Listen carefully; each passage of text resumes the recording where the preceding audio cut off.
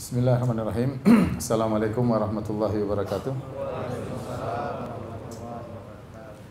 Alhamdulillahi ala ihsani wa syukru lahu ala taufiqihi wa amtinani wa asyhadu an la ilaha illallah wahdahu la syarika lahu ta'ziman li sya'ni wa asyhadu anna Muhammadan abduhu wa rasuluhu da'ila ridwani. Allahumma salli alaihi wa ala alihi wa ashabihi wa ikhwani. Hadirin dan hadirat yang dirahmati oleh Allah Subhanahu wa taala. Insyaallah mulai malam hari ini kita akan membahas tentang sirah Nabi Muhammad SAW, ya. Pembahasan tentang sosok yang paling mulia di alam semesta, manusia yang termulia yang pernah diciptakan oleh Allah di atas muka bumi ini. Tentunya mengenal sirahnya adalah suatu kebanggaan, suatu kenikmatan tersendiri, apalagi ya Nabi SAW tidak akan surga terbuka pintunya kecuali diketuk oleh Nabi SAW. Namun sebelum saya menyampaikan tentang sirah Nabi SAW, ada hal yang perlu saya sampaikan, bahwasanya tatkala kita membahas tentang sirah Nabi SAW, pada asalnya kita akan bersandar kepada hadis-hadis yang sahih saja. Tetapi kalau kita hanya bersandar kepada hadis-hadis yang sahih saja, maka rangkaian sirah itu ada yang terputus, tidak sempurna. Oleh karenanya, dalam rangka melengkapi kekosongan dari rangkaian atau rantai sejarah Nabi SAW, terkadang kita sebutkan hadis-hadis yang lemah, yang terkadang dalam hadis-hadis lemah tersebut ada perincian yang lebih dalam tentang sirah Nabi SAW. Akan tapi tentunya tidak semua hadis-hadis yang lemah, ada persyaratan. Di antaranya hadis-hadis lemah tersebut tidak boleh terlalu lemah, dhaifnya tidak boleh dha'fan syadidan, tidak boleh yang sangat lemah, tapi yang lemahnya tingkat rendah, ya, tidak boleh parah. Yang kedua, hadis-hadis tersebut tidak boleh bertentangan dengan hadis-hadis yang sahih. Yang ketiga, hadis-hadis tersebut tidak boleh dijadikan sandaran untuk menimbulkan hukum yang baru, apalagi akidah yang baru, ya. Kenapa perlu saya ingatkan hal ini? Karena kita dapati sebagian ahlul bidah dan sebagian orang-orang kafir, mereka mencela Islam dengan melihat hadis-hadis yang lemah tentang sirah, ya. Sebagai contoh, seperti orang-orang Syiah, mereka mencela Sahih Bukhari. Kenapa? Karena kata mereka dalam Sahih Al-Bukhari ada hadis tentang sirah Nabi di mana Nabi hendak membunuh diri suatu hari. Ya, namun hadis tersebut lemah, sehingga dijadikan ini sarana untuk mencela Sahih Al-Bukhari, ya, karena ada hadis yang lemah berkaitan dengan sirah Nabi sallallahu alaihi wasallam. Insyaallah akan datang penjelasannya. Demikian juga orang Nasrani, mereka mencela Islam dengan berdalil dengan hadis kisah pertemuan Nabi sallallahu alaihi wasallam dengan pendeta Buhaira. Tetapi ternyata sanad tentang pertemuan Nabi dengan pendeta Buhaira ada permasalahan, ya, sehingga didhaifkan oleh banyak ulama, ya. Karenanya tatkala kita menyampaikan sirah Nabi, kita akan menyebutkan hadis-hadis yang sahih. Kalau ada hadis yang dhaif, kita isyaratkan bahwa hadis ini dhaif, hadis ini lemah.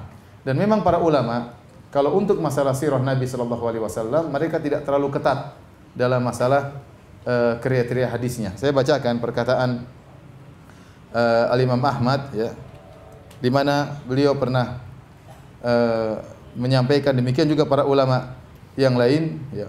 Imam Ahmad berkata, "Idza rawaina an Rasulillah sallallahu alaihi wasallam fil halal wal haram was sunani wal ahkami tashaddadna fil asanid." Kalau kami meriwayatkan hadis-hadis Nabi yang berkaitan tentang halal dan haram, tentang hukum, tentang sunan dan ahkam, tentang hukum-hukum, tashaddadna fil asanid, maka kami kenceng dalam mengkritiki sanad, ya. Karena ini berkaitan dengan hukum baru, ya, masalah fikih, maka kita kenceng dalam masalah sanad. Wa idza rawaina 'ainin Nabi sallallahu alaihi wasallam fi fadail a'mal wa ma la yad'u hukman wa la ya'rifu wa la yarfa'uhu tasahalna fil asanid. Tapi kalau kita meriwayatkan hadis ternyata hanya berkaitan dengan keutamaan amal saleh, amal salehnya sudah ada, cuma berkaitan dengan pahalanya, maka kami tidak terlalu kencang dalam masalah ini. Demikian juga perkara-perkara yang tidak menimbulkan hukum yang baru atau menghilangkan hukum yang baru. Makanya kalau perkara sirah ada perincian tetapi tidak menimbulkan hukum yang baru, maka tidak mengapa kita sebutkan sebagian hadis-hadis yang ternyata sanadnya lemah. Karena kalau kita meriwayatkan sirah hanya sahih saja, maka sirah hanya sedikit. Syekh Albani rahimahullahu taala beliau membuat buku judulnya Sirah An-Nabawiyah As-Sahihah atau As-Sirah As-Sahihah. Sirah Nabi yang hanya berdasarkan hadis-hadis yang sahih. Ternyata beliau hanya mengumpulkan sekitar 200 halaman saja. Itu pun tulisannya besar-besar. Artinya, ya kalau sirah hanya dibatasi dengan hadis-hadis yang sahih tok, maka hanya sedikit. Oleh karenanya para ulama bergampang-gampangan tentang masalah sirah. Kalau ada perincian selama tidak berkaitan dengan hukum, maka mereka sebutkan meskipun sanadnya lemah dengan syarat tidak terlalu lemah, tidak terlalu parah. Yang kedua, tidak bertentangan dengan hadis yang sahih. Yang ketiga, tidak menimbulkan hukum, apalagi menimbulkan akidah yang baru. Baik, hadirin dan hadirat yang dirahmati oleh Allah Subhanahu wa taala. Ternyata para salaf dahulu mereka memiliki perhatian besar dalam belajar sirah Nabi sallallahu alaihi wasallam. Seperti dinukilkan dari Ali Zainal Abidin, yaitu cucunya Ali bin Abi Thalib, yaitu Ali bin Husain bin Ali bin Abi Thalib radhiyallahu taala anhum ajma'in.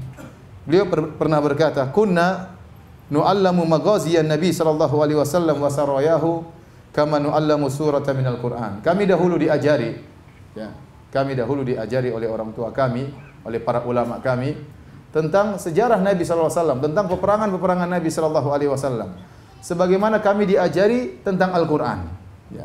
Jadi mereka dahulu diajari tentang sirah Nabi sebagaimana diajari tentang Al-Qur'an. Kita tahu kalau seorang guru mengajarkan Al-Qur'an, maka dia sangat perhatian bagaimana sang anak bisa mengerti tentang Al-Quran, menghafal Al-Quran, mempelajari ayat-ayatnya, mempelajari tafsirnya. Demikian juga kami diajari tentang sirah Nabi sallallahu alaihi wasallam. Jadi perhatian para salaf tentang sirah luar biasa. Mereka mengajarkan sirah sebagaimana mereka mengajarkan Al-Quran. Demikian juga Az-Zuhri, seorang tabi'in, ya, Ibnu Syihab, dia pernah berkata, "Fi ilmil maghazi ilmul akhirati wad dunya." Dalam ilmu sirah, dalam peperangan Nabi sallallahu alaihi wasallam terdapat ilmu dunia dan juga ilmu berkaitan dengan akhirat. Ibnul Jauzi rahimahullah pernah berkata, "Ra'aitul istighala bil fiqhi wa sama'il hadits la yakadu yakfi fi salahil qalbi illa an yumzaja bir raqa'iqi wan nadhari fi siyaris salafis salihin." Menurut saya melihat bahwasanya belajar fikih saja, belajar hadis saja, saya rasa tidak cukup untuk perbaiki hati seseorang. Ya, kalau orang hanya belajar fikih, belajar hadis saja, terkadang ya dia kaku, terkadang hatinya keras, ya. Ya, belajar fikih, belajar khilaf-khilaf, terkadang hatinya keras. Maka perlu dicampur dengan masalah raqaiq, masalah yang menimbulkan kelembutan hati. Demikian juga membaca tentang sirah para salafus salihin. Ya, para salafus salih. Ini berkata Ibnu Jauzi. Jadi belajar di sirah itu penting, ya. Tatkala kita belajar tentang sirah, kita lihat bagaimana perjuangan para sahabat, bagaimana perjuangan Nabi sallallahu alaihi wasallam, maka ini menggerakkan hati kita untuk semangat beribadah. Semakin meyakinkan kita bahwasanya kehidupan dunia hanyalah sementara, ya. Bagaimana perjuangan mereka dan membuat kita tidak ujub, tidak bangga. Kita tahu ternyata kita tidak ada apa-apanya dibandingkan dengan para salaf dahulu, ya. Dan banyak pelajaran yang bisa kita ambil dari mempelajari sejarah orang-orang terdahulu. Beliau juga berkata, Ibnul Jauzi rahimahullah, "Wa aslul usuli al-ilmu." Pokok dari segala yang pokok adalah ilmu. Wa anfa'ul ulumi, dan ilmu yang paling bermanfaat, an-nadharu fi siyari Rasul sallallahu alaihi wasallam, dan ilmu yang paling bermanfaat adalah mempelajari sirah Nabi sallallahu alaihi wasallam. Ini yang berkata Ibnul Jauzi, ya. Dia berkata ilmu yang paling bermanfaat adalah mempelajari sirah Nabi sallallahu alaihi wasallam. Para hadirin dan hadirat yang dirahmati oleh Allah Subhanahu wa taala, terlebih lagi ternyata dalam sirah Nabi banyak pelajaran yang bisa kita ambil, masalah akidah, masalah akhlak, masalah adab, masalah fikih. Seorang yang faqih kalau dia tidak paham tentang sirah, terkadang dia salah mengambil istinbat hukum. Terkadang dia salah dalam masalah nasikh wal mansukh. Mana yang lebih dahulu, mana yang terakhir. Kalau dia tidak mengetahui sejarah Nabi sallallahu alaihi wasallam secara berurutan. Terkadang dia baca hadis, ternyata hadis ini sudah mansukh. Ya, kalau dia tidak tahu sirah, dia akan salah dalam hal ini. Oleh karenanya Al-Khatib Al-Baghdadi rahimahullah pernah berkata, "Tata'allaqu bimaghazi Rasulillah sallallahu alaihi wasallam ahkamun katsirah, fayajibu katbuha wal hifdzu laha." Sungguh sirah Nabi berkaitan dengan banyak hukum-hukum. Oleh karenanya wajib untuk mencatat sirah Nabi sallallahu alaihi wasallam dan wajib untuk menjaga sirah Nabi sallallahu alaihi wasallam. Ibnu Abbas radhiyallahu taala anhuma pernah membuat kajian tentang sirah, satu sore sampai malam isinya sirah Nabi sallallahu alaihi wasallam. Sebagaimana diriwayatkan dari Ubaidillah bin Utbah, beliau berkata, "Wa laqad kunna nahdhuru indahu fayuhaddithuna al-ashiyata kullaha fil maghazi." Kami pernah menghadiri kajian Ibnu Abbas radhiyallahu taala anhuma maka dari waktu sore sampai malam kajiannya seluruhnya tentang peperangan Nabi sallallahu alaihi wasallam. Hadirin hadirat yang dirahmati oleh Allah Subhanahu wa taala. Yang kita pelajari bukan sembarang orang, yang kita pelajari adalah orang yang terbaik di alam semesta ini. Dialah Nabi Muhammad sallallahu alaihi wasallam, orang yang termulia, yang pintu surga tidak terbuka kecuali yang mengetuknya Nabi sallallahu alaihi wasallam. Yang kita tidak bisa masuk surga kecuali melewati jalan yang ditempuh oleh Rasulullah sallallahu alaihi wasallam. Kehebatannya diakui bahkan oleh orang-orang kafir. Bagaimana hebatnya Nabi Muhammad sallallahu alaihi wasallam bagi mereka yang adil, yang munsif, yang bisa menilai dengan hati yang jujur. Mereka tahu bagaimana hebatnya Nabi sallallahu alaihi wasallam.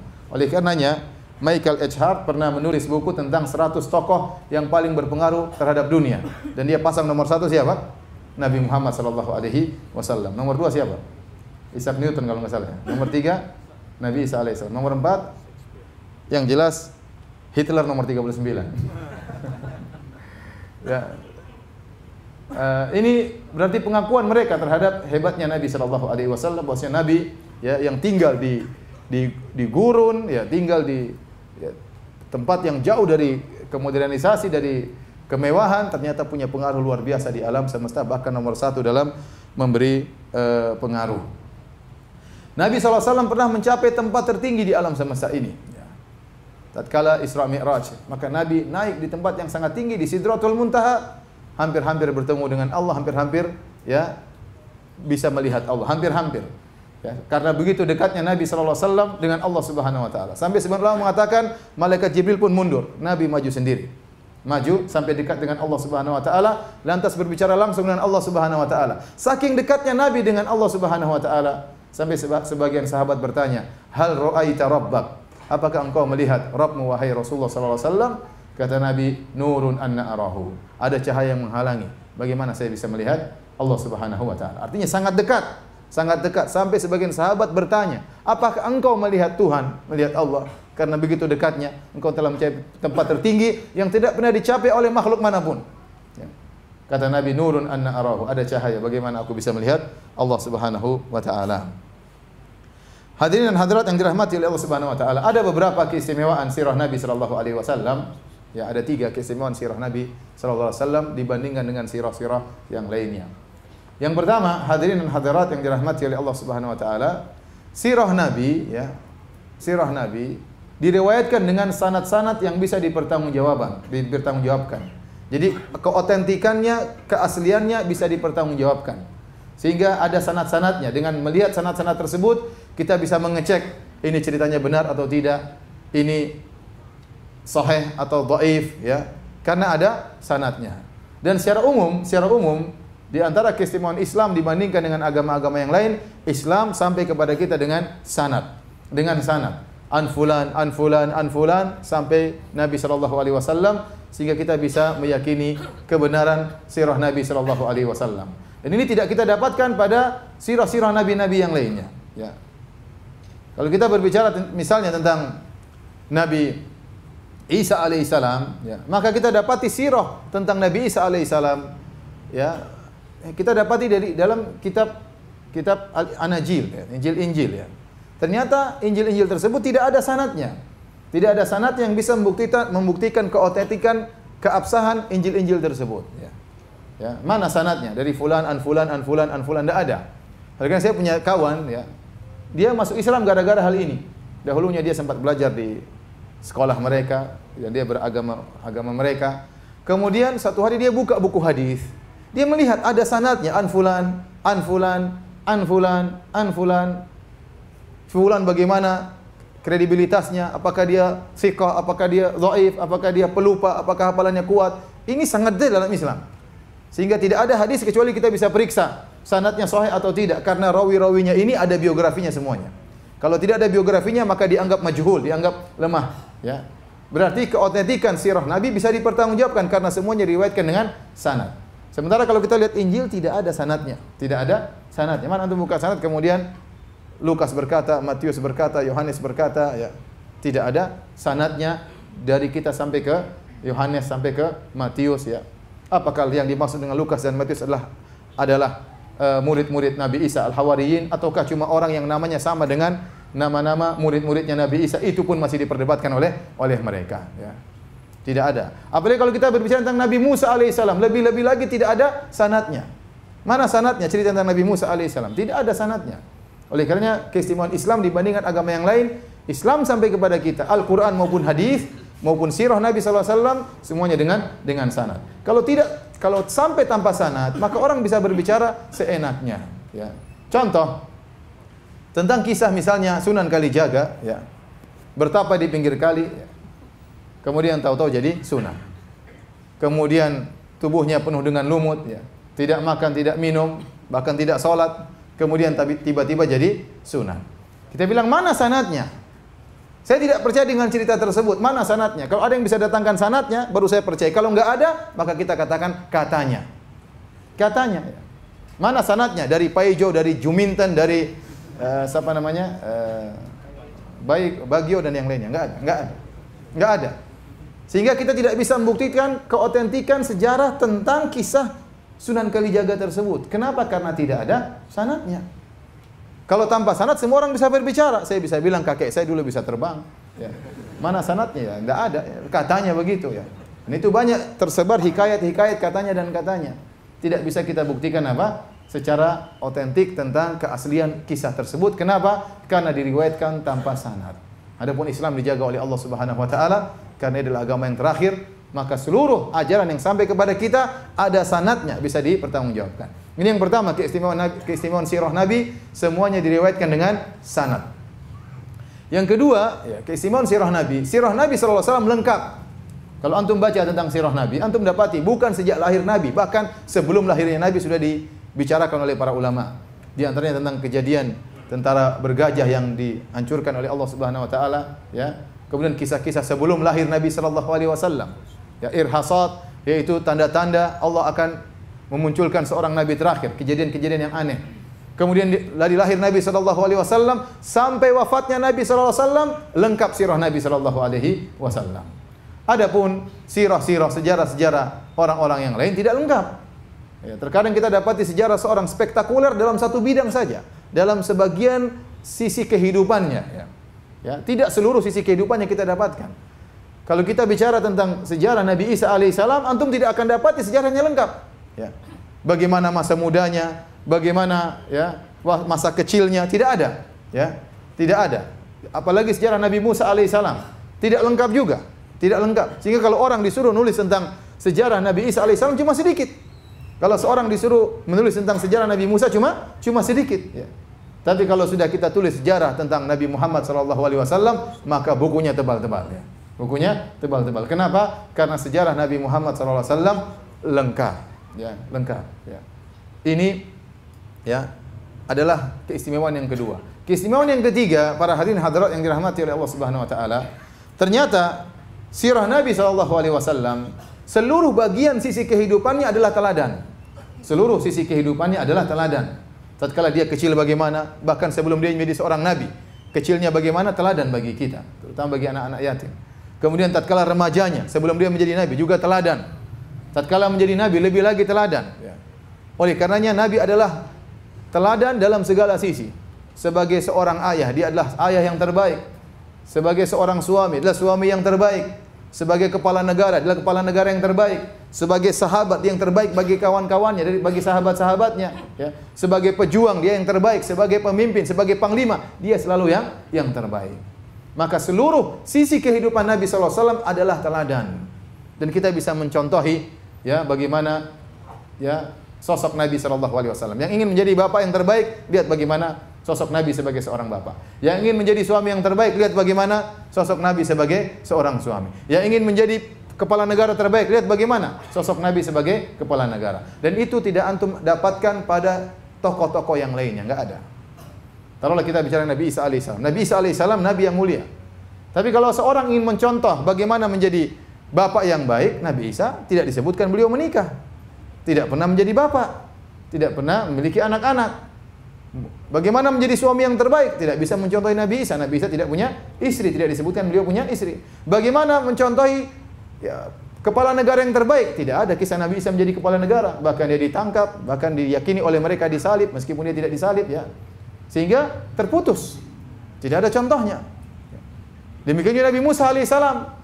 Kita tidak dapati sirah dia secara lengkap sehingga tidak bisa kita tiru bagaimana kehidupan beliau alaihissalam secara utuh. Berbeda dengan Nabi sallallahu alaihi wasallam. Seluruh kehidupannya adalah teladan bagi umatnya. Oleh karenanya Allah Subhanahu wa taala bersumpah tentang akhlak Nabi sallallahu alaihi wasallam. Allah puji, kata Allah, wa innaka la ala khuluqin azim. Sungguhnya engkau berada di atas perangai yang agung, ya. Bahkan Allah bersumpah dengan hidup Nabi sallallahu alaihi wasallam. La amruka innahum la fi sakratihim ya'mahun. Kata Allah, demi umurmu wahai Muhammad, sungguhnya mereka dalam kemabukan, dalam syahwat mereka. Ini Allah bercerita tentang kisah kaum Nabi Lut alaihissalam. Jadi dalam surat Al-Hijr Allah sebutkan tentang kisah kaum Nabi Lut yang mereka datang kepada Nabi Lut untuk meminta tamu-tamu Nabi Lut. Tamu-tamu Nabi Lut alaihissalam adalah malaikat Jibril dan teman-temannya yang menjelma menjadi lelaki-laki yang tampan. Lelaki-laki yang sangat tampan kemudian bertamu di rumahnya Nabi Lut. Akhirnya istrinya Nabi Lut kabarkan kepada orang-orang, ada orang-orang tampan datang ke rumahku.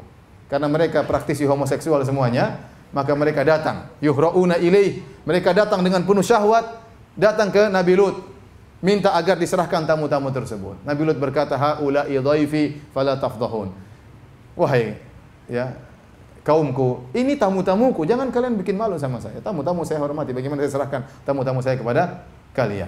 Kemudian Nabi Lut berkata, haula'i banati in kuntum fa'ilin. Kalau kalian ingin melampiaskan syahwat kalian, nikahilah putri-putriku, siap. Mereka siap untuk dinikahi. Ya. Kemudian mereka tidak mau. Mereka enggan. Mereka inginnya bertemu dengan para laki yang tampan tersebut. Mereka tidak tahu ternyata itu azab yang Allah kirimkan bagi mereka. Kata Allah, la amruka innahum lafi sakratihim ya'mahun. Demi umurmu wahai Muhammad, sungguhnya mereka terombang-ambing dalam kesesatan, dalam syahwat mereka yang bergejolak, ya. Anehnya waktu Allah bersumpah, padahal dalam surat ini bercerita tentang Nabi Lut alaihissalam, tetapi ternyata waktu Allah bersumpah dengan umur Nabi Muhammad sallallahu alaihi wasallam. Jadi konteks cerita tentang Nabi Lut, tentang kaum Nabi Lut, cerita tentang Nabi Lut alaihissalam. Tapi waktu Allah bersumpah, Allah mengatakan la amruka, demi umurmu wahai Muhammad sallallahu alaihi wasallam. Ya. Ini menunjukkan Allah mengagungkan umur Nabi sallallahu alaihi wasallam dan tidak pernah Allah bersumpah dengan kehidupan seorang kecuali kehidupan Nabi Muhammad sallallahu alaihi wasallam. Kenapa Allah bersumpah dengan umur dan kehidupan Nabi sallallahu alaihi wasallam? Karena setiap sisi dari umur Nabi sallallahu alaihi wasallam adalah teladan. Tidak ada umur Nabi yang lewat sia-sia, enggak ada. Semuanya contoh. Semuanya contoh. Kalau kita banyak umur kita yang lewat sia-sia, lewat jalan-jalan sini, ini maksiat sana, maksiat sini, pacaran sana, pacaran sini, ngibulin orang sana, ngibulin orang sini. Banyak umur yang sia-sia. Nabi Muhammad SAW seluruh umurnya adalah teladan. Sehingga Allah bersumpah dengan umur Nabi SAW. Hadirin dan hadirat yang dirahmati oleh Allah Subhanahu Wa Taala, oleh karenanya kata Ibnu Hazm rahimahullahu taala, bahwasanya sirah Nabi itu adalah mukjizat secara tersendiri. Kita tahu bahwasanya mukjizat Nabi sallallahu alaihi wasallam banyak, ya. Isra Mi'raj mukjizat Nabi sallallahu alaihi wasallam. Air keluar dari tangan beliau mukjizat Nabi sallallahu alaihi wasallam. Nabi memegang makanan bertasbih kepada Nabi sallallahu alaihi wasallam. Terdengar oleh para sahabat tasbih makanan tersebut. Nabi melewati sebuah batu tersebut mengucapkan salam. Assalamualaikum ya Rasulullah. Mukjizat Nabi sallallahu alaihi wasallam sangat banyak, ya. Tetapi di antara mukjizat juga Al-Qur'anul Karim. Di antara sekian banyak mukjizat tersebut, kata Ibnu Hazm rahimahullahu taala, adalah sirah Nabi sallallahu alaihi wasallam. Kehidupan Nabi itu sendiri adalah mukjizat. Seandainya tidak ada mukjizat selain sirah Nabi, kecuali hanya sirah Nabi, maka sudah cukup. Kata Ibnu Hazm dalam kitabnya Al-Fisal fil Milal wal Ahwa wan Nihal, fa inna sirata Muhammadin sallallahu alaihi wasallam liman tadabbaraha taqtadi tasdiqahu daruratan wa tashhadu lahu bi annahu Rasulullah sallallahu alaihi wasallam haqqan falau lam takun lahu mu'jizatun ghairu siratihi sallallahu alaihi wasallam lakafa. Kata beliau, sungguhnya sirah Nabi sallallahu alaihi wasallam, barang siapa yang mengamatinya, barang siapa yang mempelajari sirah Nabi, maka dia pasti membenarkan Muhammad adalah utusan Allah Subhanahu wa taala. Pasti. Ya, pasti. Seandainya tidak ada mukjizat dari Nabi kecuali mukjizat sirahnya, maka sudah cukup untuk membuktikan bahwasanya dia adalah seorang Rasulullah sallallahu alaihi wasallam. Oleh karena kalau kita pelajari sirah Nabi sallallahu alaihi wasallam, semuanya adalah teladan, ya. Sebagai contoh sederhana, ya. dalam masalah peperangan. Ya. Kita tahu para sahabat beraninya luar biasa. Ya. Keberanian mereka tidak kita ragukan. Apalagi Ali bin Abi Thalib terkenal sangat pemberani. Ya. Terkenal sangat pemberani. Ya, waktu Nabi SAW berhijrah, ya, maka yang tidur di tempat tidurnya Nabi adalah Ali bin Abi Thalib. Padahal ada orang-orang ingin masuk dan ingin menikam Nabi SAW. Maka Ali bin Abi Thalib bertarung dengan maut menggantikan posisi tidur Nabi SAW. Dan ini sangat berbahaya. Bisa jadi musuh datang kemudian tikam tiba-tiba ternyata bukan Muhammad, ternyata siapa? Ali bin Abi Thalib.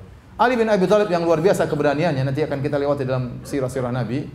Beliau sendiri pernah berkata, "Kunna idhah marral ba'su wa laqiyal qaumul qauma ittaqaina bi Rasulillah sallallahu alaihi wasallam.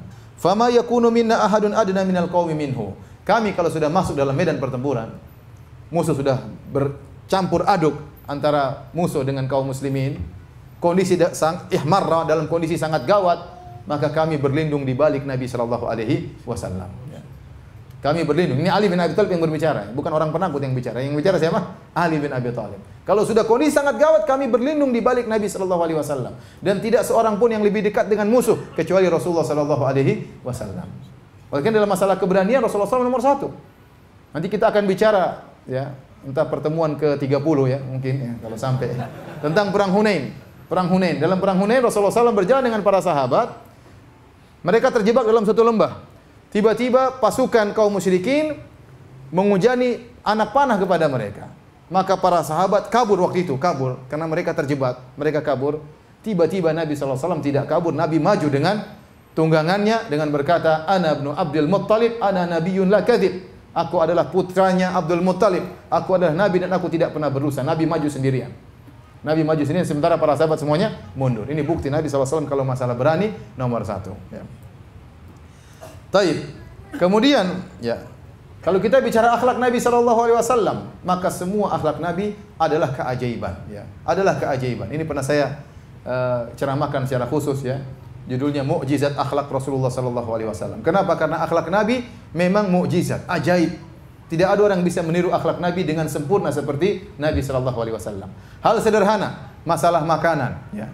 Kata seorang sahabat, "Ma'aban Nabiyyu SAW ta'aman qad." Nabi tidak pernah mencela makanan sama sekali. Idza syaha syai'an akalahu, kalau dia suka dia makan. Wa in kariyahu tarakahu, kalau dia tidak suka dia tinggalkan. Itu sifat Nabi. Tidak pernah mencela makanan sama sekali. Kalau dia suka beliau makan, kalau beliau enggak suka beliau diam tanpa komentar sama sekali. Al-Imam Nawawi rahimahullahu taala tatkala mengomentari hadis ini, ma'aban Nabiyyu sallallahu alaihi wasallam ta'aman qat. Nabi tidak pernah mencela makanan sama sekali, yaitu seperti seorang berkata terlalu asin, ya. Kurang manis, ya. Kurang kecut, ya. Ya, misalnya, ya. Nabi tidak pernah komentar, subhanallah. Saya tanya sama antum, apa antum tidak pernah komentar makanan? Coba, ada orang pernah nggak tidak komentar makanan? Satu hari aja tidak komentar makanan. Ya, mungkin kalau satu hari. Sebulan tidak pernah komentar makanan. Susah, gatal ini mulut mau komentar. Apalagi seumur hidup tidak pernah komentar makanan. Oh, mustahil. Ini membuktikan dia adalah seorang Rasul. Kalau nggak suka, dia tinggalkan tanpa dia komentari. Kita kalau ada makanan, pasti kita komentari, ya. Jangankan makanan yang kita beli, yang gratisan pun kita komentari. Dikasih gratisan, kurang enak, tapi habis, ya. Oleh karenanya, ya, saya tahu hadis ini, dan saya sering sampaikan, tapi saya tetap komentari. Kurang enak. Situ Ustaz, jangan kurang enak. Saya gimana? Tetap aja saya komentari. Saya bukan Nabi SAW. Ya. Subhanallah, Nabi tidak pernah komentar. Saya renungkan hadis ini, saya bilang ini ajaib. Ini manusia ajaib. Enggak mungkin seorang tidak komentar terhadap apa? Makanan. Ya. Tidak mungkin. Ya. Kita susah kita enggak komentar terhadap makanan. Apalagi kalau kita sudah beli, ternyata kurang enak, lebih komentar yang lebih banyak lagi. Taib.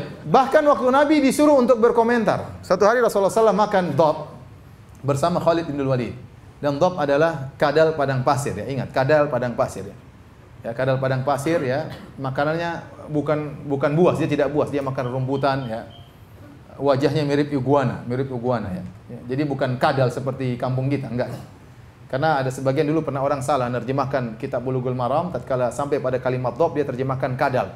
Ternyata Nabi Khalid bin Walid pernah makan kadal di hadapan Nabi. Sampai orang salah paham, mereka tangkap kadal, mereka potong, mereka ini sunnah Nabi, ini makan kadal. Padahal kadal yang tempat kita kadal yang buas, ya tidak makan ayam, makan tikus dan yang lainnya. Enggak. Ini kadal padang pasir namanya dhab, ya. Dhab. Nabi SAW dihidangkan dhab, kadal tersebut sudah dipotong-potong, dimasak, dihidangkan di hadapan Nabi. Waktu Nabi sedang bersama Khalid ibn Walid. Waktu Nabi mau makan, sebagian istri Nabi kasih tahu, "Ya Rasulullah, wahai suamiku, itu dhab." Oh, dhab. Nabi tidak tahu kalau itu dhab karena sudah dipotong. Akhirnya Rasulullah SAW tidak makan. Rasulullah SAW diam saja. Khalid bin Walid mulai makan dhab, makan dengan lahapnya dia makan. Waktu melihat Nabi SAW tidak makan, maka Khalid bin Walid bertanya kepada Nabi SAW, "Aharamun hu ya Rasulullah?" Anda tidak makan ya Rasulullah, dhab. Apakah dhab hukumnya haram? Ya. Lihat, Nabi sekarang diminta untuk komentar. Rasulullah biasanya kalau tidak suka diam aja. Sekarang beliau diam, Khalid tanya, "Kenapa Anda tidak makan?" Kan repot jawabnya. Disuruh komentar ya. Mungkin kalau kita, aduh, ente gimana? Ustadz kok dikasih kadal? Ada kambing, ada ayam, kadal dikasih sama Ustadz ya. Tapi Nabi SAW, tatkala disuruh komentar, beliau komentarnya dengan halus, yang tidak mencela makanan sama sekali. Kata beliau, "Lam yakun bi ardi qaumi fa ajidu afuhu." Kata dia, ini kadal tidak ada di kampungku, maka saya mendapati diriku tidak bisa memakan kadal. Jadi bilang apa? Tidak ada di kampungku. Kalau antum dikasih tempe enggak enak, antum bilang enggak ada di kampungku. Ada kampung banyak tempe. Jadi tatkala Nabi disuruh untuk komentar, ternyata dia bisa milih perkataan yang tidak mencela makanan tersebut. Dia mengatakan lam yakun bi ardi qaumi. Ini tidak ada di kampungku. Selesai. Dia tidak bilang ini kadal, ini apa, mengerikan, masalah enggak. Dia cuma bilang tidak ada di kampungku. Maka ini menunjukkan akhlak Nabi yang sangat luar biasa. Dan ini banyak ya. Kita lihat bagaimana Nabi SAW terhadap pembantunya Anas bin Malik radhiyallahu taala anhu. Ya, kata Anas, "Laqad khadamtu Rasulullah SAW 9 sinin aw 10 sinin." Aku telah menjadi pembantu Nabi 9 tahun atau 10 tahun. Tidak pernah Nabi SAW mengatakan kepadaku, "Halla taraktahu, halla fa'altahu." Kenapa kau tidak begini? Ya. Kenapa kau melakukan ini? Nabi tidak pernah protes melakukan Anas. Kalau Anas melakukan kesalahan, maka Nabi tegur dengan cara yang lain. Nabi tidak pernah mengatakan, "Kenapa kau begini? Kenapa kau tidak begini?" Apa ada bos 10 tahun tidak pernah ngomel sama pembantunya? Mustahil. Mustahil. Ini menunjukkan bahwasanya Nabi SAW benar-benar seorang Rasul. Ini dalil ya bahwasanya akhlak Nabi SAW adalah mukjizat tersendiri bagi orang yang mentadaburinya dan mempelajarinya. Baik, sekarang kita mempelajari tentang urgensinya mempelajari sirah Nabi. Kenapa kita belajar sirah Nabi sallallahu alaihi wasallam? Kenapa kita belajar sirah beliau? Yang pertama, sirah Nabi merupakan bagian dari agama. Sirah Nabi merupakan bagian dari agama. Terlalu banyak ayat-ayat dalam Al-Qur'an tidak bisa kita pahami dengan baik kecuali kalau kita belajar sejarah Nabi sallallahu alaihi wasallam. Contoh sederhana, ya. Kalau kita membaca misalnya ayat-ayat dalam surat Ali Imran bercerita tentang perang Uhud. Kita nggak ngerti bagaimana kisah ayat-ayat tersebut kecuali kalau kita belajar sirah Nabi tentang peperangan tersebut. Baru kita bisa hayati ayat-ayat tersebut. Demikian juga Allah sebutkan misalnya dalam surat Al-Ahzab, ayat sedikit tentang Ghazwatul Ahzab. Ya. "Idz ja'ukum min fawqikum wa min asfala minkum wa idz zaghatil absar wa balagatil qulubul hanajir wa tadhunnuna billahi dhununa. Hunalika butuliyal mu'minuna zulzilu zilzalan syadida." Kata Allah, tatkala musuh datang kepada kalian dari atas, dari bawah, mengepung kalian. Tatkala pandangan kalian sudah tidak stabil, tatkala ketakutan sudah sampai di kerongkongan dan kalian sudah berprasangka dengan kepada Allah dengan berbagai macam prasangka, tatkala itulah kalian diuji dengan ujian yang sangat berat, digoncangkan dengan goncangan yang sangat berat. Ayat sederhana begitu. Ini maksudnya bagaimana? Kalau kita nggak belajar tentang perang Khandaq, tentang bagaimana pengepungan 10.000 pasukan, bagaimana Yahudi berkhianat, bagaimana kondisi yang sangat menakutkan, kita tidak bisa menghayati ayat ini. Maka saya katakan tidak mungkin seorang bisa menghayati Al-Quran dengan benar, terutama ayat yang berkaitan tentang sirah, kecuali dia belajar sirah Nabi SAW. Ayatnya satu, tapi penjelasannya ini panjang kalau kita baca sirah. Kondisinya begini loh. Saat kita mengerti kondisinya, baru kita tahu ternyata ayat ini benar. "Idz ja'ukum min fawqikum wa min asfala minkum." Tatkala musuh mengepung dari atas, dari bawah. "Wa idz zaghatil absar." Tatkala pandangan kalian tidak bisa lagi stabil saking ketakutannya. Kok bisa demikian? Ada apa gerangan? Maka kita tidak akan tahu kecuali kalau belajar sirah Nabi sallallahu alaihi wasallam. Oleh karenanya, sirah adalah bagian daripada agama. Ya, sirah adalah bagian dari agama. Jadi sirah itu bukan bacaan hanya sekedar pengantar tidur, tidak ya. Enggak, kita ini belajar sirah, kita belajar fikih juga, kita belajar akidah, kita belajar akhlak. Karena banyak hal-hal dalam agama yang berkaitan dengan sirah Nabi sallallahu alaihi wasallam. Jadi belajar sirah ini belajar agama ya. Sebagaimana Anda belajar hadis, sebagaimana Anda belajar fikih, sebagaimana Anda belajar akidah, sirah ini cabang ilmu tersendiri yang para ulama memberi perhatian khusus tentang masalah sirah Nabi sallallahu alaihi wasallam. Baik.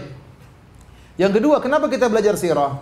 Karena Allah Subhanahu wa taala menyuruh kita meneladani Nabi sallallahu alaihi wasallam.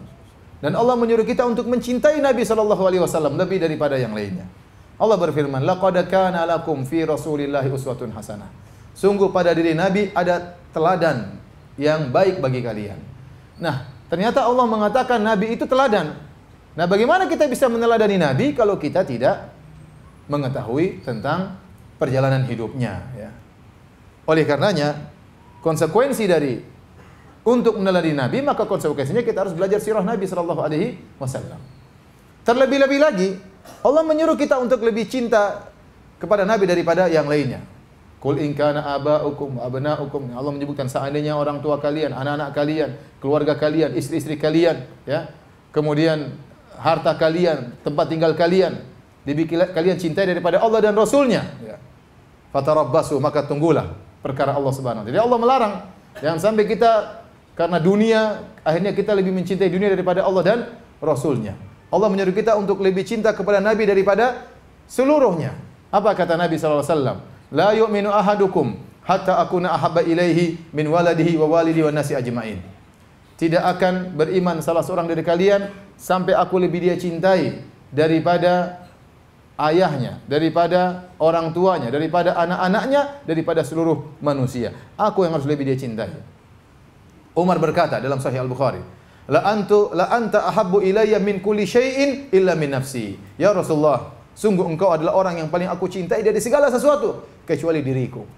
Maksudnya Umar, saya lebih cinta diri saya daripada engkau wahai Rasulullah. Dan itu wajar manusiawi, orang lebih cinta pada dirinya daripada orang lain. Maka Nabi berkata, la ya Umar, belum sempurna iman wahai Umar, hatta akuna ahabba ilaika hatta min nafsik, sampai aku lebih kau cintai daripada dirimu sendiri. Maka Umar berkata, "Al-an ya Rasulullah, la anta ahabbu ilayya min kulli syai'in hatta min nafsi." Sekarang ya Rasulullah, aku lebih mencintai engkau daripada segala sesuatu, bahkan aku lebih cinta kepadamu daripada diriku sendiri. Dan itu dipraktikkan oleh para sahabat. Bagaimana mereka mengorbankan jiwa raga mereka di hadapan Nabi sallallahu alaihi wasallam. Waktu dalam perang Uhud Nabi berkata, ya, Nabi sallallahu alaihi wasallam menyampaikan kepada para sahabat, ya, man dafa'ahum anni fahuwa rafiqi fil jannah. Man yudafi'hum anni fahuwa rafiqi fil jannah. Nabi mengatakan barang siapa yang menolak musuh membelaku, maka dia akan menjadi temanku di surga. Maka para sahabat berebut-rebutan untuk mati di hadapan Nabi sallallahu alaihi wasallam. Mereka mengorbankan jiwa mereka, bagi mereka jiwa mereka murah dibandingkan dengan untuk membela Nabi sallallahu alaihi wasallam.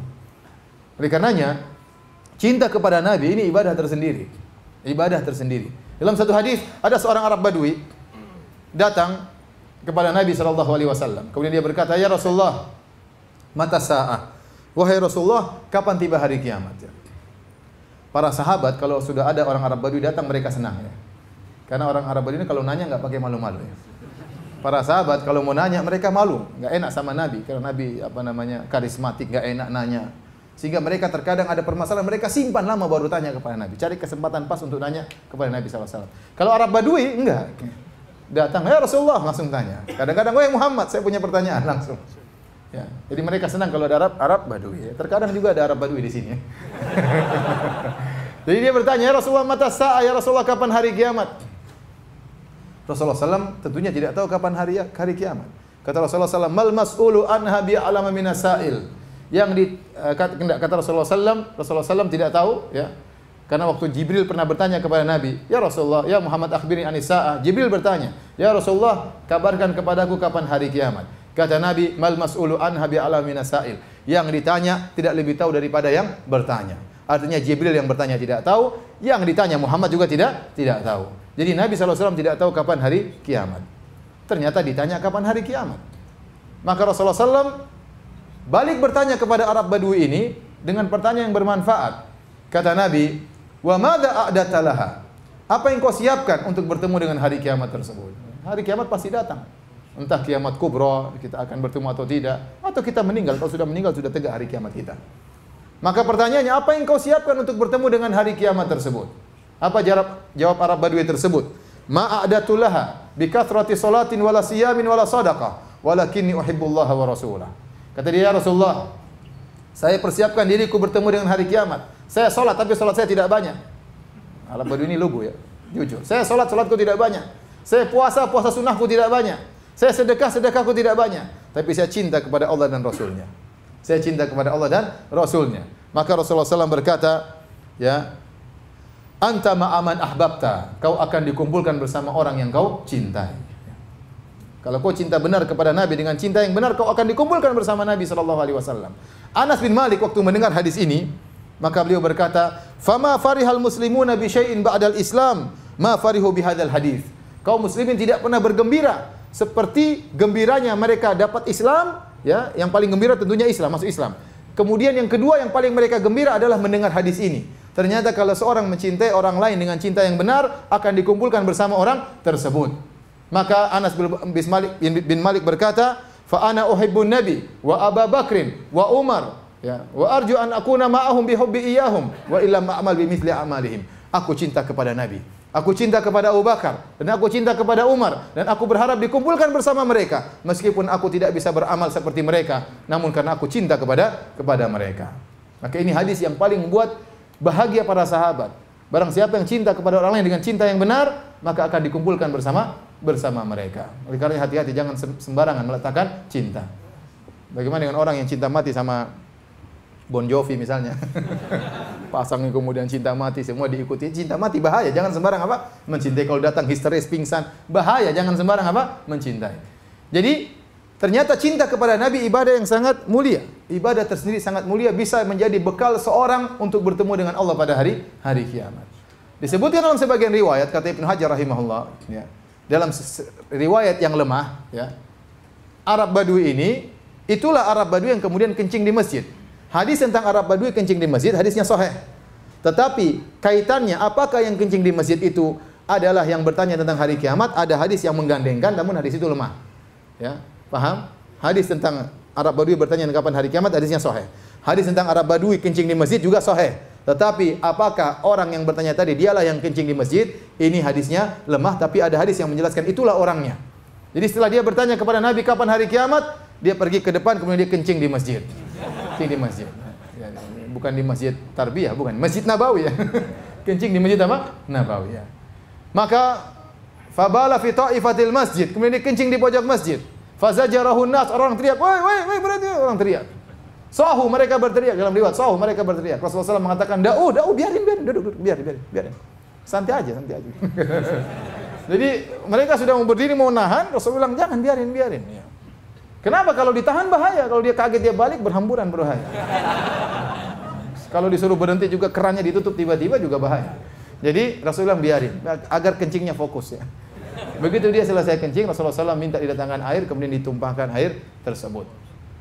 Orang Arab Badui ini waktu lagi asik kencing, dia dengar orang teriak-teriak.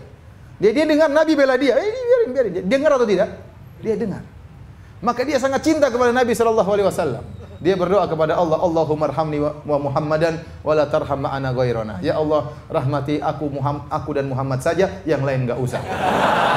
Maka Nabi SAW berkata, laqad hajjarta wasi'an, kau telah menyempitkan rahmat Allah yang begitu luas. Kenapa Arab Badui ini kagum dengan akhlak Nabi sallallahu alaihi wasallam? Baik. Masih ada waktu. Para hadirin Allah Subhanahu wa taala, bagaimana cara kita untuk cinta kepada Nabi dengan cinta yang sungguhnya? Tidak ada cara untuk mencintai seorang ya, kecuali dengan mengenal orang tersebut lebih dekat. Apa kata pepatah Indonesia, tak kenal maka tak sayang. Banyak orang kalau kita bilang cinta sama Nabi, ya, tapi dia tidak kenal siapa sosok Nabi. Apa sabda-sabdanya, bagaimana akhlaknya, apa wajangan-wajangannya, bagaimana sunnah-sunnahnya, tidak kenal dia. Dia ngaku cinta kepada Nabi. Dia bilang kalau ingin cinta kepada Nabi dengan cinta yang benar, kenalilah Nabi lebih dekat. Seorang bisa dicintai, kita lanjutkan habis sholat ya. Habis sholat. Bismillahirrahmanirrahim. Assalamualaikum warahmatullahi wabarakatuh. Alhamdulillah, salatu wassalamu ala Rasulillah wa ala alihi wa sahbihi wa wala. Kita lanjutkan tadi pada poin ya, bahwasanya Allah telah memerintahkan kita untuk mencintai Nabi daripada yang lainnya. Dan Nabi telah mengatakan, la yu'minu ahadukum hatta uhibba hatta ya yuhibba la yu'minu ahadukum hatta akuna ahabba ilaihi min waladihi wa walidihi wa nasi ajma'in. Tidaklah beriman salah seorang dari kalian sampai aku lebih dia cintai daripada orang tuanya, daripada ada anaknya, dan daripada seluruh manusia. Maka untuk mencintai seseorang ada dua hal yang bisa membuat kita mencintainya. Yang pertama, karena orang tersebut memang indah atau mulia dari zatnya. Nabi SAW akhlaknya sangat mulia. Dengan kita mengenali akhlak mulia Nabi yang sangat indah, maka kita akan semakin mencintai Nabi SAW. Maka kita harus belajar tentang bagaimana akhlak Nabi, bagaimana perangai Nabi, bagaimana adab-adab Nabi. Semakin pelajari sirah Nabi SAW, maka kita akan semakin cinta kepada Nabi SAW. Ya. Kita lihat bagaimana ya dermawannya Nabi SAW. Ya. Dalam satu hadis dalam Sahih Muslim, ada seorang datang kepada Nabi SAW, fasa'ala minan Nabi SAW ghanaman bainal jabalain. Maka dia pun minta kepada Nabi kambing yang banyak, yaitu kambing satu lembah di antara dua gunung. Fa'atahu ghanaman bainal jabalain. Maka Nabi tatkala diminta kambing yang begitu banyak, ya, jadi kambing satu lembah di antara dua gunung. Ini adalah istilah bahasa Arab, artinya jumlah yang sangat banyak. Dia minta kambing dengan jumlah yang sangat banyak. Maka Nabi pun fa'atahu ghanaman bainal jabalain. Maka Nabi pun berikan dia kambing yang dia minta tersebut. Akhirnya orang ini pulang ke kampungnya, kemudian dia berkata, ya qaumi aslimu fa inna Muhammadan ya a'ta man lam yakhshal faqah. Wahai kaumku, masuklah kalian ke dalam Islam. Kalau ingin dapat kambing banyak seperti saya, masuk apa? Islam. Sungguhnya Muhammad itu kalau sudah beri sesuatu tidak pernah takut miskin. Sungguhnya Muhammad itu kalau sudah berikan sesuatu tidak pernah takut miskin. Buktinya saya minta kambing banyak ini dia kasih ya. Maka Nabi SAW kalau memberi sesuatu tidak pernah takut miskin. Demikian juga kisah Sofwan bin Umayyah bin Khalaf.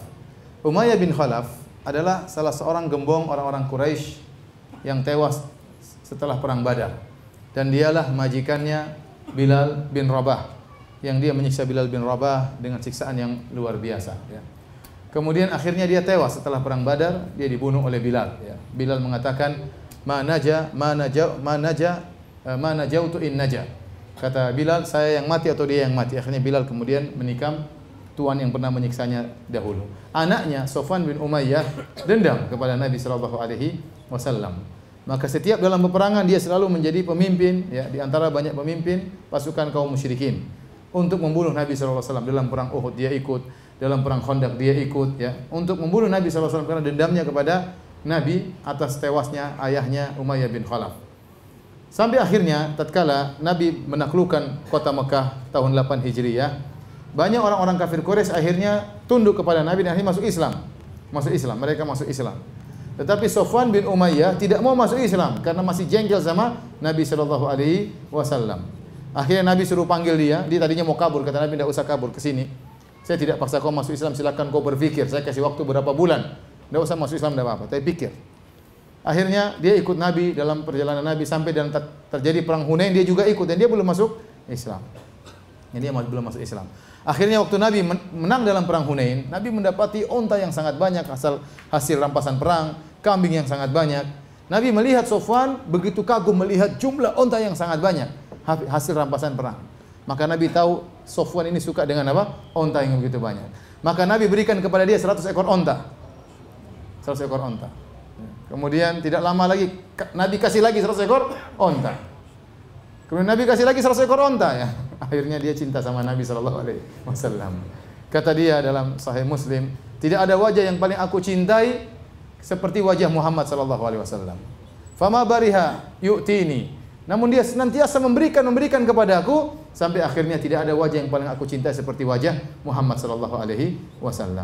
Jadi lihatlah bagaimana akhlak Nabi SAW, memberikan, ya, tanpa pernah takut miskin, ya. Dan kalau antum ingin mencontohi Nabi, silakan. Kalau ada orang benci sama antum kasih mobil, ya. Mungkin kebenciannya berkurang. Kasih mobil lagi kedua kali. Kasih rumah, udah dia cinta sama antum. Silakan praktekkan, ya.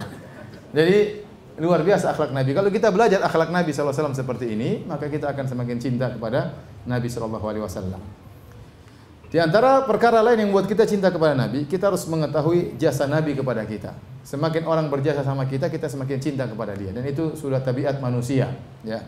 Apa kata seorang penyair? Ahsin ilan nasi tasta'bid qulubahum. Berbuat baiklah kepada orang lain, kau akan mengambil hatinya. Itu sifat manusia. Manusia kalau diberi dia suka. Ya. Dia akan mengenang jasa orang yang memberikan kepada dia. Ya. Oleh karenanya Nabi SAW bersabda, tahadu tahabu. Salinglah kalian memberi hadiah, maka kalian akan saling mencintai. Ya. Manusia sekaya apapun kalau dikasih hadiah suka ya. Dikasih hadiah. Terkadang bukan dia perlu, tapi namanya hadiah dia suka dikasih sama orang. Maka kalau kita tahu jasa orang lain sama kita, kita akan cinta sama dia.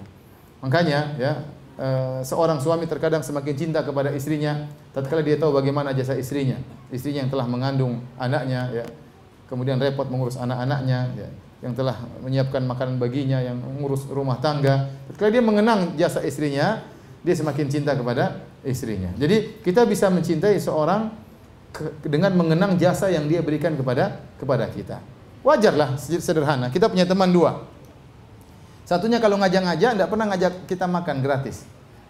Satunya kalau ngajak selalu traktir kita gratis. Kita cinta yang mana?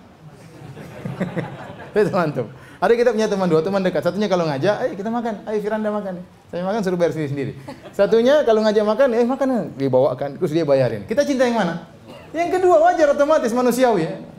Ada yang baik sama kita cinta sama dia. Itu manusia, itu sangat wajar. Semakin dia banyak jasa kepada kita semakin cinta kepada dia. Itu manusiawi ya. Ahsin ilan nasi tasta'bid qulubahum. Berbuat baiklah kepada manusia, kau akan mengambil hatinya. Nah, jasa yang paling besar bagi kita di alam semesta ini jasanya Nabi sallallahu alaihi wasallam. Kenapa saya katakan demikian? Karena dengan kita mengikuti petunjuk Nabi, kita akan meraih kebahagiaan di dunia, terlebih lagi kebahagiaan di akhirat. Orang kalau tidak mengikuti petunjuk Nabi, dia tidak bahagia. Semakin dia menjalankan syariat Nabi, semakin menjalankan sunnah Nabi, dia semakin bahagia. Semakin bahagia. Itu di dunia. Ya. Orang beriman pasti sudah merasakan keindahan hidup di dunia, kebahagiaan. Makanya Ibnu Taimiyah mengatakan inna fid dunya jannatan man lam yadkhulha lam yadkhul jannatal akhirah. Oh kama qala. Sungguhnya di dunia itu ada surga. Barang siapa yang tidak masuk di surga tersebut, dia tidak akan merasakan surga di akhirat. Artinya apa? Seakan-akan Ibnu Taimiyah mengatakan orang yang beriman, menjalankan sunnah Nabi, bertakwa kepada Allah, dia pasti bahagia. Dia merasakan surga di dunia sebelum dia merasakan surga di akhirat. Nah, kalau kita mengenang jasa Nabi yang satu poin ini, di mana Nabi SAW diusir oleh kaumnya, dikatakan sebagai pendusta, dikatakan sebagai dukun, dikatakan sebagai penyihir, ya, dilukai oleh kaumnya, diusir dari kampung halamannya. Semuanya Nabi jalani demi kita, agar kita bisa merasakan indahnya Islam. Ya.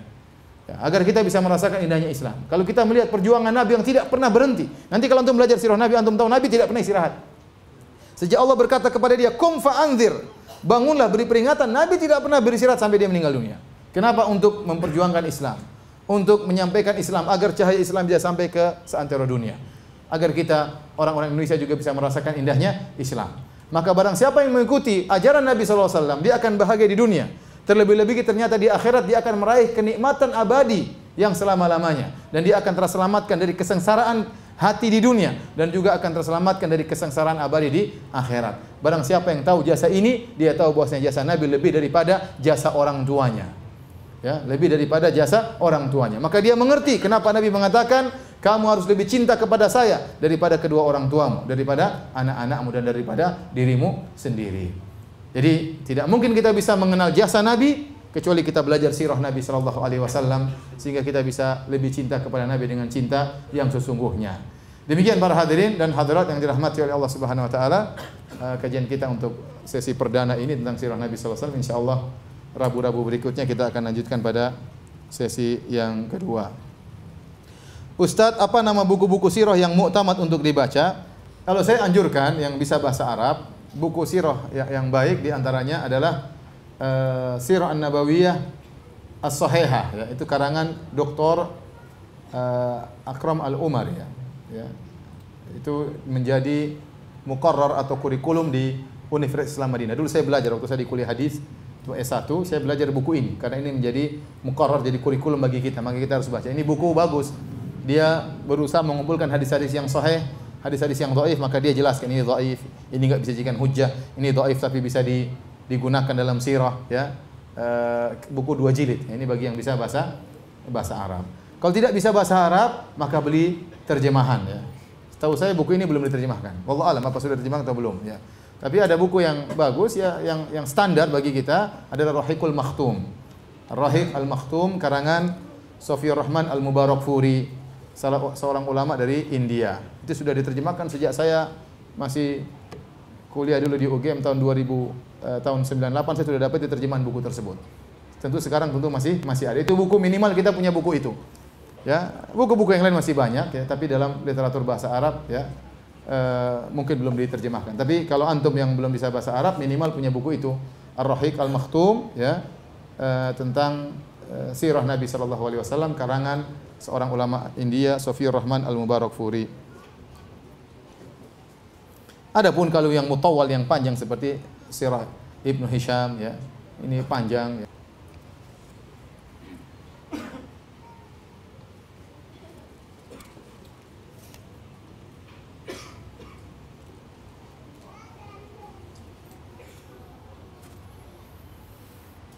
Saya mau tanya bagaimana hukumnya imam yang selalu membaca surat Asy-Syarah, Alam Nashrah Laka Sadrak dan surat Al-Fil, ya, di salat berjamaah di waktu maghrib saja, dan selalu dibaca di waktu salat maghrib dan tidak pernah membaca surat yang lain. Nah, ini saya juga nggak tahu kok bisa demikian, ya. Ya, coba tanyakan sama dia, ya. Setahu saya tidak demikian, ya. Apakah dia sangat cinta kepada surat Al-Fil, surat gajah tersebut, ya? Apakah dia sangat cinta kepada surat Asy-Syarah? Ya, kalau dia mungkin cinta mungkin saja, tapi kalau ada keyakinan bahwasanya kalau baca surat ini begini-begini di waktu maghrib, maka itu bid'ah, ya. Tapi kita nggak tahu, mungkin dia suka dengan surat tersebut. Coba tanyakan saja, Pak Imam, ini kayaknya nggak pernah rubah suratnya, ada apa gerangannya? Nggak apa-apa, ya. Atau mungkin dia nggak punya hafalan kecuali 2 surat itu, husnuzon saya. Tapi nggak apa-apa. Kalau sah saja, ya. Nggak ada masalah. Cuma coba tanya kalau ingin tahu. Kalau enggak ya enggak apa-apa.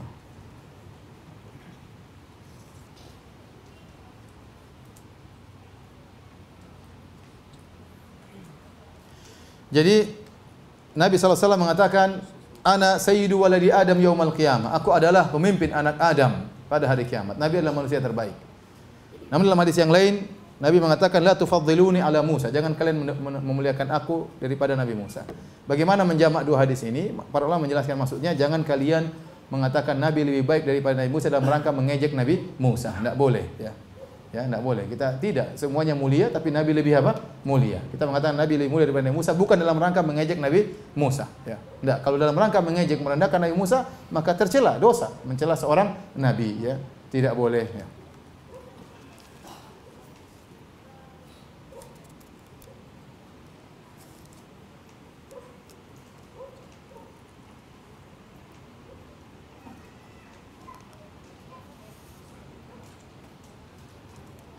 Di kantor saya setiap hari selalu di setel radio yang ada musiknya.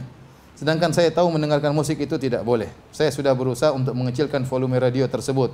Namun manajer saya membesarkan kembali volume radio tersebut. Bagaimana sikap saya? Ya sudah, ya. Ya, antum sudah kecilkan, dia besar. Ini urusan dia dengan Allah Subhanahu wa taala. Ya, kecuali ente yang jadi manajer. Tapi Anda bukan manajer, ya sudah, mau apa lagi?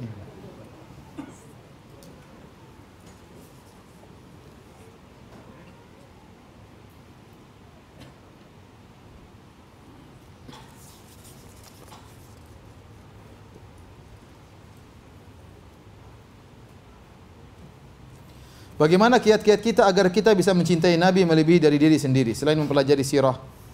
Caranya kita menjalankan sunnah Nabi. Semakin kita jalankan sunnah Nabi, semakin cinta kepada Nabi. Kita ini sunnah Nabi, ini sunnah Nabi. Selalu kita demikian. Kenapa saya begini? Ini sunnah Nabi. Kenapa saya begini? Ini sunnah Nabi. Kata Sufyan Ats-Tsauri rahimahullah, "Law istata'ta alla tahuka ra'saka illa bisunnah faf'al." Kalau kau mampu tidak menggaruk kepalamu kecuali ada dalilnya, lakukan. Artinya tidak ada dalilnya, silakan garuk saja. Tapi kalau bisa setiap yang kau lakukan ada dalilnya. Ya, begini, kenapa? Nabi begini. Maka semakin kita menjalankan sunnah Nabi, maka semakin kita cinta kepada Rasulullah sallallahu alaihi wasallam.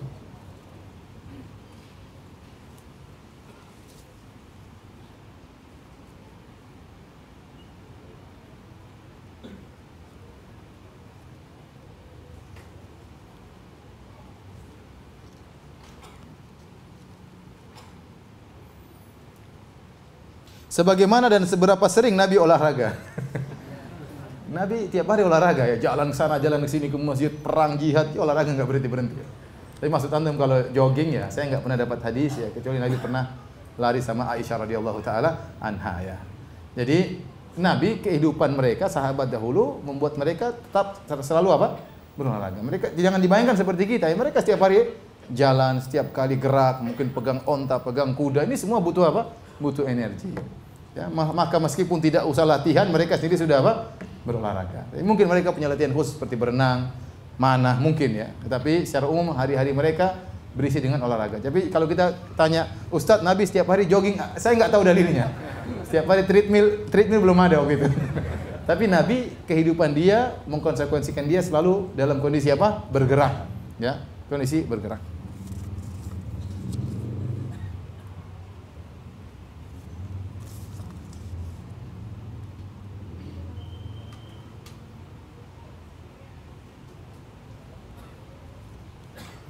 Ini banyak bertanya tentang riwayat-riwayat sirah, tapi nanti di kemudian hari kita akan jelaskan ya. Saya tidak ingin jawab sekarang.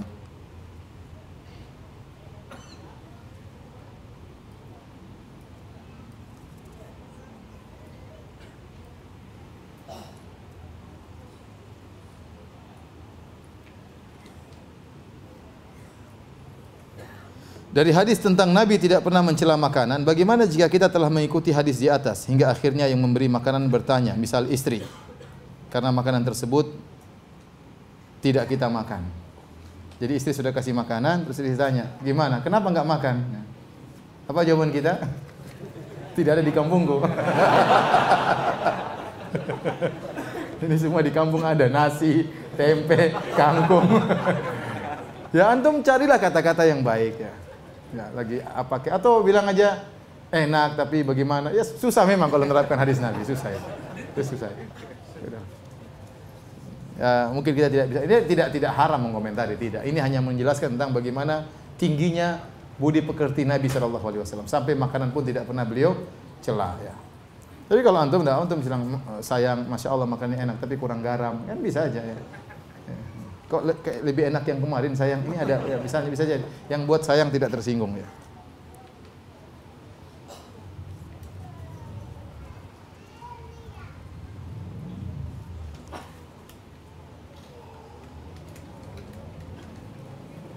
Ustaz, saya ingin bertanya, sering bertemu ayat kami ciptakan, kami turunkan dan sebagainya. Apa yang dimaksud dengan kami? Jadi kami dalam bahasa Arab bisa artinya pengagungan meskipun yang berbicara satu. Ya. Sebagaimana bahasa Indonesia, kita juga terkadang mengatakan apa? Kami. Maksudnya apa? Saya sendiri, kami yang ini, padahal maksudnya saya satu orang. Jadi kami tidak berarti harus banyak orang. Yang kedua, ini yang pertama. Yang kedua, terkadang Allah menyebutkan kami, maksudnya malaikat. Maksudnya malaikat. Contoh, Allah berfirman dalam surat Al-Qiyamah, "Fa idza qara'nahu fattabi' Qur'anah."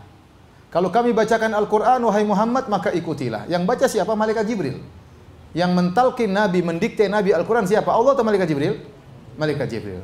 Tapi Allah mengatakan, فَإِذَا قَرَأْنَاهُ kalau kami bacakan Al-Quran, ikutilah wahai Muhammad. Ini dalil bahwasanya kami di situ maksudnya apa?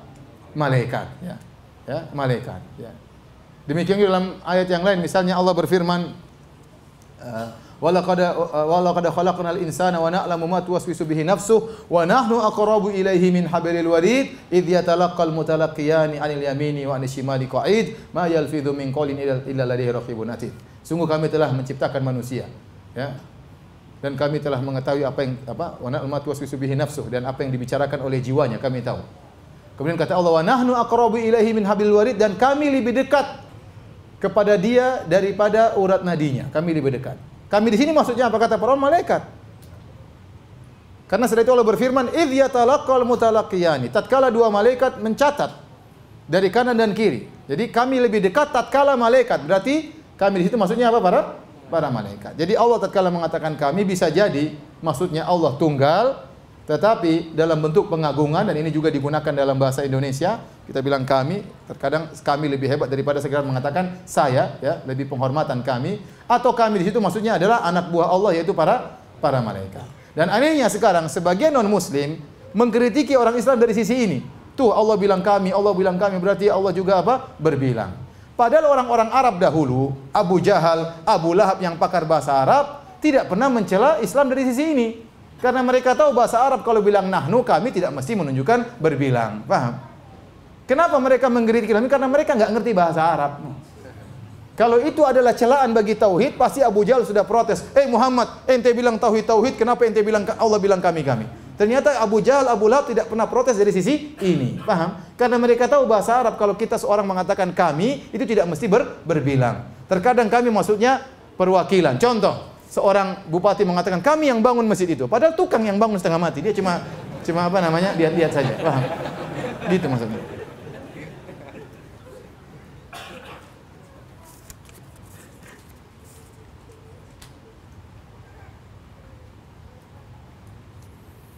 Saya sering baca dengar kisah meninggalnya Rasulullah SAW, namun ada kisah yang ia meninggal di pangkuan Fatimah. Enggak benar, ini hadis dustanya orang Syiah. Nabi meninggal di pangkuan siapa? Aisyah. Nah, Nabi SAW dirawat oleh istri-istrinya. Sampai akhirnya di menjelang meninggal Nabi mengatakan, Aina ana godan, besok saya dirawat di mana? Besok saya dirawat di mana? Yuridu yauma Aisyah. Nabi ingin dirawat di rumah Aisyah. Akhirnya istri-istri Nabi yang lain paham. Mereka mengorbankan jatah nginap mereka, semuanya diberikan kepada Aisyah. Kenapa? Nabi lagi sakit parah dan Nabi ingin dirawat di rumah Aisyah. Sampai akhirnya Nabi meninggal di pangkuan Aisyah radhiyallahu taala anha.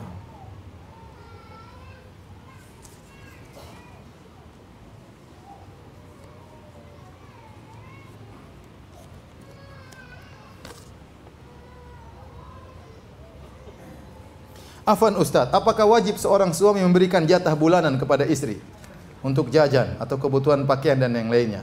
Atau cukup nafkah makanan? Karena sejak nikah saya tidak bekerja lagi.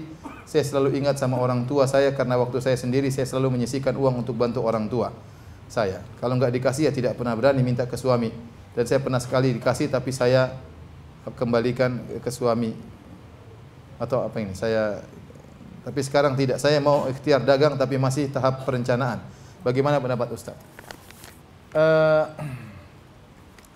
Setahu saya ya, yang wajib bagi suami adalah memberikan ya kebutuhan sandang pangan apa? Papan ya. Kata Allah, liyunfik dzu sa'atin min sa'atihi wa man qudira 'alaihi rizquhu falyunfik mimma atahullah. Hendaknya seorang memberikan nafkah kepada istrinya sesuai dengan kemampuannya. Kalau dia ternyata orang kaya, berikan kepada istrinya. Ya, berikan makanan, berikan minuman, pakaian, berikan emas, berikan uang jajan. Kalau dia memang punya uang berlebihan. Tapi kalau ternyata memang rezekinya sempit, maka kata Allah falyunfik mimma atahullah, maka dia berikan sesuai dengan kemampuannya ya.